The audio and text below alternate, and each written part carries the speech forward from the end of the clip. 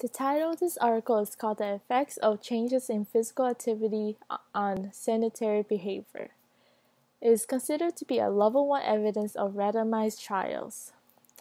So the purpose of the study investigate whether changes in physical activity have an impact on sedentary behavior during a lifestyle intervention. The study came from Make Better Choices, which is a type of randomized lifestyle intervention study. It is designed to test adults in competing hypotheses about the optimal way to promote healthy lifestyle changes among 4 risk behaviors. Those 4 risk behaviors, such as eating high saturated fat intake, low fruit and vegetable intake, low physical activity, and high sedentary leisure screen time behavior, which means a person watching TV, sitting on the internet for long periods of hours, and watching movies and other things.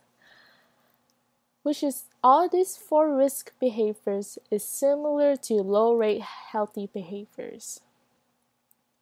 The study consists of 204 participants who have a low physical activity and have very high sedentary leisure screen time. The participants must be eligible, which means the study wanted participants to be able to self-report engaging in all 4 risk behaviors. Now, the study is 3 weeks long. Therefore, the participants must wear the ActiCraft constantly. Since this is a randomized trial study, participants were randomized to either increase physical activity group or decrease sedentary leisure group. The intervention consisted of decision support, remote behavior coaching, financial incentives to achieve the goals for the 2 target behaviors for each groups, to which the participant was randomized. Participants could earn $175 incentive for meeting the goals for both targeted behaviors during the treatment phase. Although it should be noted that participants' goals were based on their own self-reported behaviors. So to put it simply, during the 3 treatment weeks, participants wore an accelerometer and is communicated as needed with their coaches via telephone or email to overcome challenges. To help measure this study, participants wore an ActiGraph accelerometer throughout the 3-week mark. To explain what an ActiGraph or an accelerometer is, the device measures and processes vertical acceleration as counts, providing an indication of the amount and intensity of physical activity. So participants were instructed to be worn over or under the clothing from the time they woke up until bedtime.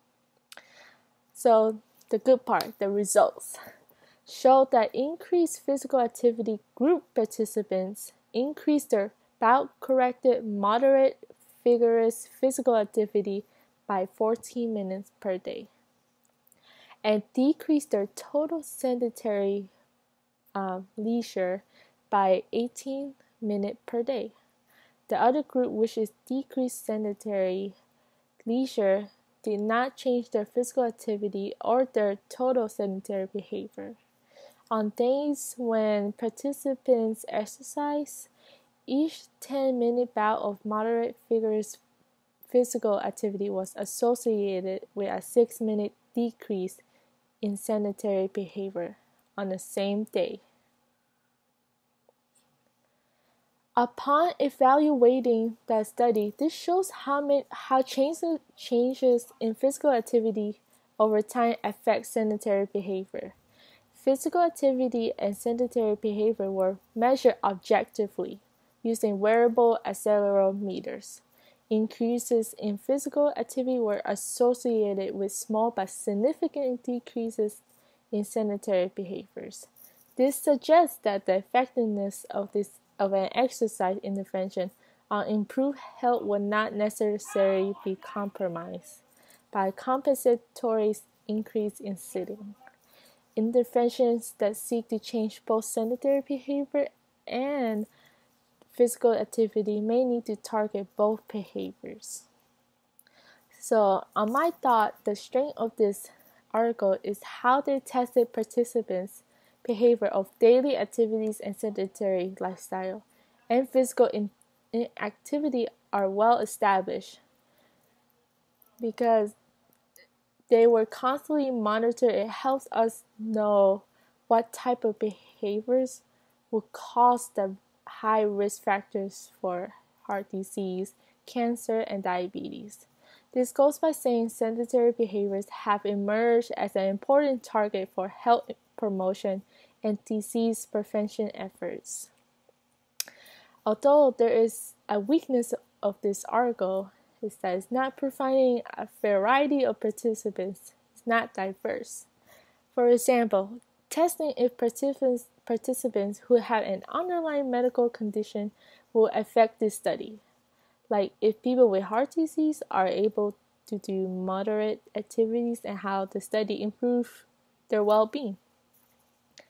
This study is related to my PCOT question because the study tested participants' behavior of their self-reported activities and amount of time frame for activities, as sedentary behavior is a risk factor for cardiovascular disease.